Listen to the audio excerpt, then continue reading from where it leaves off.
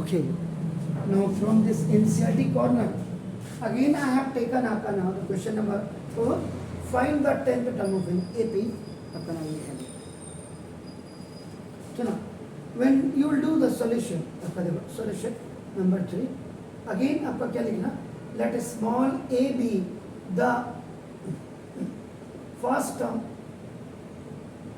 of an AP, and small d is the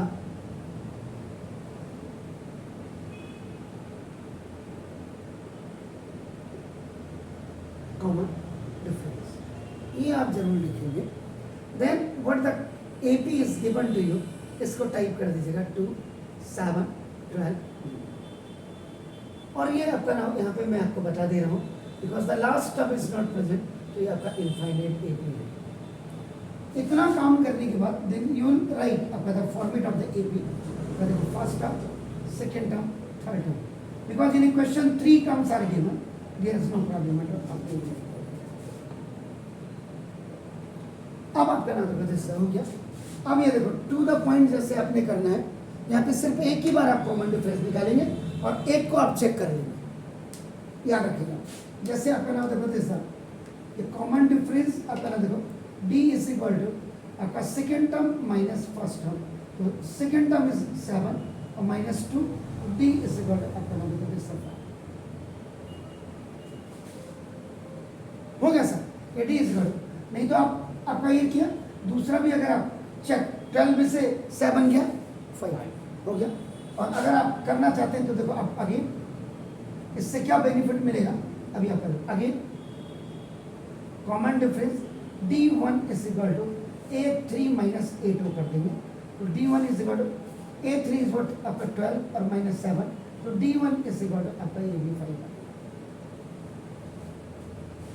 ये किस लिए कर रहा हूं? Why I am doing this? Checking के लिए. एपी है नहीं, वैसे आपने ऑरली चेक कर लिया था.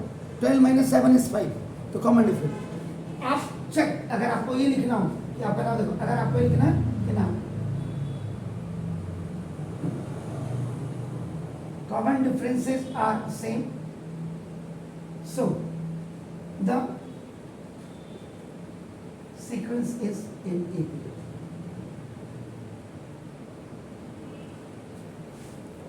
सीक्वेंस से करेंगे. क्लियर हो गया? आपने इतना किया, इसको इस क्वेश्चन में करने की जरूरत अभी नहीं है. देखो इसने मैंने आपका जो वो पूछ रहा है पहले हम उसके हिसाब से काम करेंगे. यानी कि फर्स्ट टर्म आपका 2 और कॉमन डिफरेंस आपका ये होना जरूरी है. आप समझ रहे? आपका देखो तो नाम देखो जैसे, तो किसी बच्चे को ये कंफ्यूजन ना हो इसलिए मैंने देखो इसको पूरा यहाँ से टारगेट आपका ना ये मिटा दिया. ये देखो मतलब सारी समझ के साथ आप एनसीईआरटी आगे सॉल्व करेंगे जब आपको ये होगा. तो नाम इसका मतलब देखो ये नाम first term a is equal to आपका 2 and common difference d is equal to आपका 5 आ.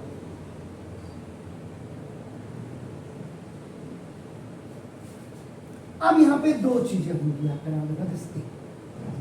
एक तो आपका नाम आपको कह रहा फाइंड द 10th टर्म. अब आपका देखो ना 10th टर्म. 10th टर्म का मतलब 8 टाइम आपको फाइंड आउट करना है. 8 टाइम. ठीक है सर. 8 टाइम फाइंड आउट करना है तो आपका नाम डायरेक्ट आप कर सकते हैं. देखो 8 time is equal to a plus 9. 18 term निकालना है तो a प्लस 17. 25 टर्म निकालना तो a प्लस 24. 38 टर्म निकालना तो a plus 29. What is getting my point? 8 time is equal first term is what 2 और plus 9 into 5. 8 time is equal to 9. तो this is 45. 9 5 sir.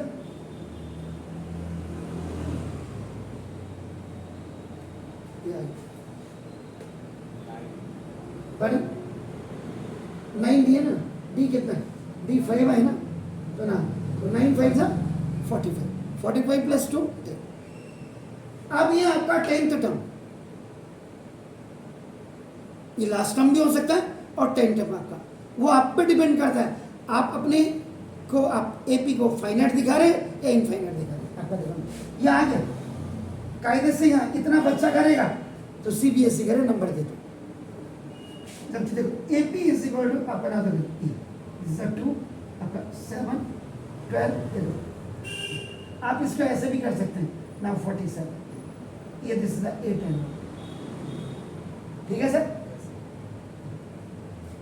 अगर ऐसे किया तो इनफाइनाइट AP आ गया, और अगर आपने AP इज इक्वल टू अपना दिस 2 7 12 और डैश डैश आपका ये 47 अगर लास्ट किया तो ये आपका 8 10, अब आपका नाम देखो दिस ये लास्ट टर्म हो जाएगा, और ये आपका नाम फाइनाइट AP बन जाएगा, और ये यहाँ आपका नाम इनफाइनाइट AP बन रहा है।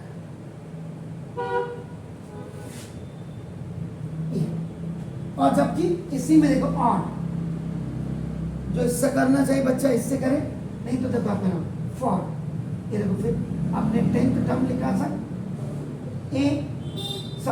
n इज इक्वल आपका 10 है, तो यहाँ पे आप जरूर लिख दीजिएगा, तो देखो दिस फॉर्मूला अप्लाइड,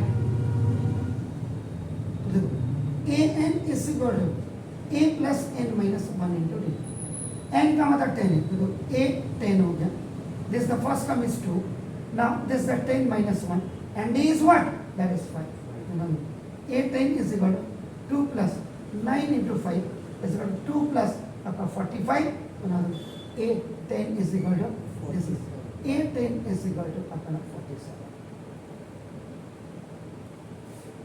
अगर बच्चे ऐसे कर रहे हैं तो आप ऐसे करें।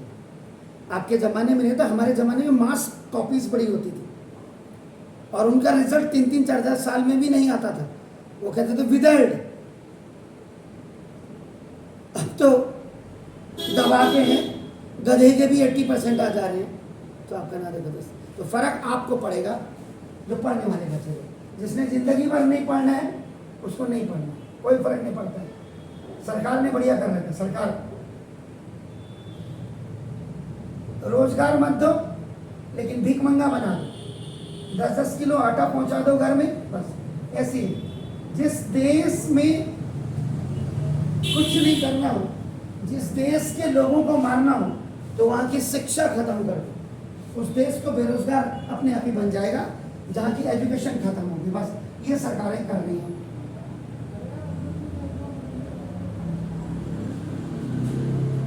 ये आपका बिल्कुल एग्जैक्ट आपका नाम जो आंसर आना है, बस यहाँ पे अपने ही है। Either you are using this अपना the formula directly और indirectly, दोनों, ये डायरेक्ट है ये इनडायरेक्ट फॉर्मूला है, यहाँ पे आप डिसाइड करेंगे। क्लियर? ये आपका क्वेश्चन आपका नाम 3 होगा। अब आप देखो, आपको होमवर्क यहाँ पे करना चाहे, अब आप क्या करेंगे, इसमें सीक्वेंस आपका फाइंड आउट करेंगे, पहली चीज। दूसरा, यहां पे आपने फाइंड आउट कर दिया, यहां पे फाइंड आउट आपने क्या किया, 10th टर्म किया। 10th टर्म आपने कितना किया, 47। ये आपने ऑन दिस बेसिस, इस बेसिस पे आप क्या करेंगे, अब आप सम ऑफ 10th टर्म निकालने की कोशिश करो ना। इसमें देखो, इसमें आपका नाम अगर 10th टर्म आपका ले रहे हो तो आपका नाम इनमें दोनों फॉर्मूले यूज करना, आपका नाम इनफाइनाइट के लिए भी यूज करो, और आपका देखो ना दिस फाइनाइट के लिए भी आपका यूज करो। क्लियर हो गया? आपका देखो आपका नाम this some of 10th term. इसके बाद आप क्या करेंगे, अगर 10th टर्म आपका 10th term this 10th term is not the nth term, जैसे यहाँ ये है आपका नाम देखो दिस 10वां टर्म ही है। अब आपको ये निकालना है, अब आपका नाम देखो, इसमें आप क्या करें, इसी क्वेश्चन में nth टर्म आपका an आप निकालना, an निकालना। उसके बाद अपना फिर आप क्या करेंगे, n-1 का tth टर्म आप निकाल लेंगे। होमवर्क है n-1, ठीक है सर। इसके बाद आप क्या करेंगे, then you will find out common difference. Common difference d is equal to, you will use the formula an और an-1 ये यूज करेंगे. Then you will go for this the sum of nth term. ये वाला formula आप कब use करेंगे? ये वाला आपका जब आपका इनफाइनाइट एपी हो. ये जो आपने Sn निकाला, Sn, ये Sn आप इनफाइनाइट एपी के लिए निकालेंगे. ऑन बिहाफ ऑफ दिस, इसके बिहाफ पे आप क्या करेंगे? आप Sn-1 निकालेंगे. जब Sn-1 निकाल देंगे ऑन बिहाफ ऑफ दैट, तब आप क्या करेंगे? You will find out nth term. यानी an is equal to, then put this Sn-1 आप ये फॉर्मूला यूज करेंगे. एंड देन उसके बाद आप फिर ये जो आपका है सम ऑफ nth टर्म आपका नाम, ये फिर आप Sn का फॉर्मूला यूज करेंगे आपका फाइनाइट एपी के लिए.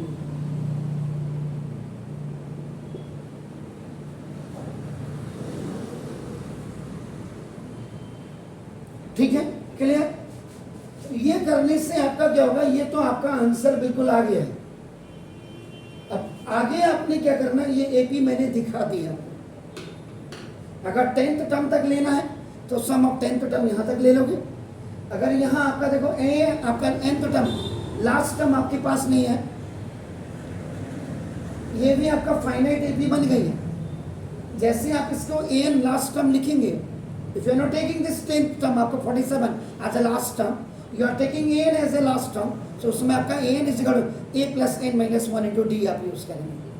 In that case आपका now you have not to substitute the value of n, only you will substitute the value of a first term and the common difference. क्योंकि आप simple से बात समझिए कि ना, जब आप क्या करते हैं, what you do for nth term आपका when you are going to find out an is equal to a plus n minus 1 into a. This is the formula. इसमें ये n दोनों की वैल्यू नहीं डालते हैं. Is it clear? Only आपका इसकी वैल्यू जाएगी, n इसकी वैल्यू जाएगी. जब a और d दोनों की वैल्यू आपके जाएंगे, देन आपकी जो n का जो आपकी वैल्यू आएगी, that will be आपका नाम.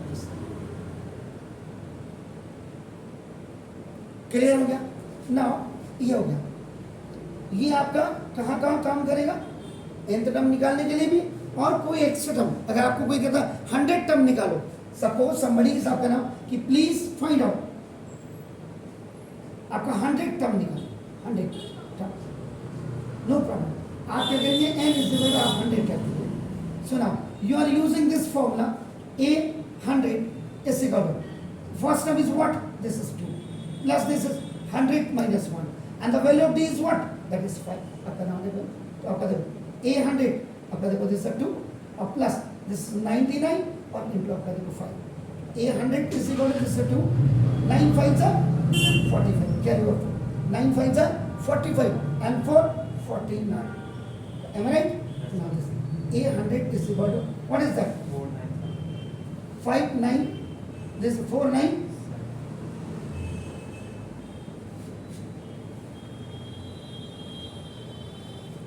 आप जब इनफाइनाइट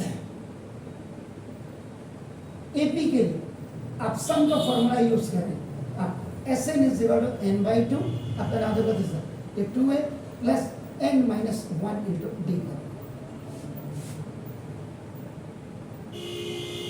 यहां भी आपने you have not to substitute the value of n. हाँ, जैसे मैंने अभी बोला आपको सम ऑफ 10 टर्म्स निकालनी. आपको अगर कोई बोलता आपका देखो नाम दिस सम ऑफ 10 टर्म्स निकालनी, इसका मतलब n इज इक्वल टू 10 आप रखेंगे, n इज इक्वल टू 10 रखेंगे, आपका नाम देखो 10 ना. अब यहाँ दो चीजें पॉसिबिलिटीज है. अगर आप इस वाली एपी से आप जा रहे हैं, तो आप इधर आप क्या करेंगे? s n is equal to देखो n by 2 आपका देखो a प्लस an. अगर आप a वाली से, because the 10th term is at 47, तो now the S10 is equal to n is equal to 10. ये देखो ना, this is the 2 and this is what? That is what? 47. आपका नाम देखो, तो this is the 5 हो गया sir. S10 is equal to 5 और into सर 47 into आपका 49 हो गया सर. नाम देखो 5 9 जा 45 4 5 4 जा. तो ये जो देख रहे हैं आप, 2 7 5 5 का 7 plus 5 is 12 12 plus 5 is 17 17 plus 5 is 22 22 plus 5 is 27 27 ऐसे ये टिल 47 तक इन नंबर्स को जब आप ऐड करेंगे you will get the answer आपका नाम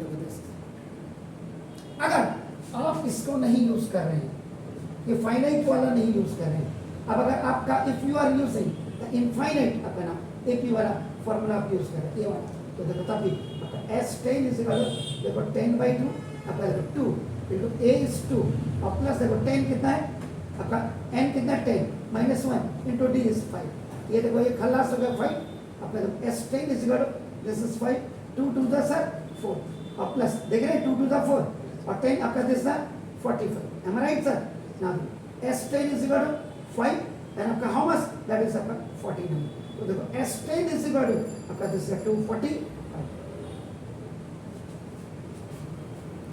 either you are using the finite अपना formula or infinite formula by both because you have to find out the sum of 10 terms so either using this formula or this formula the same things you will get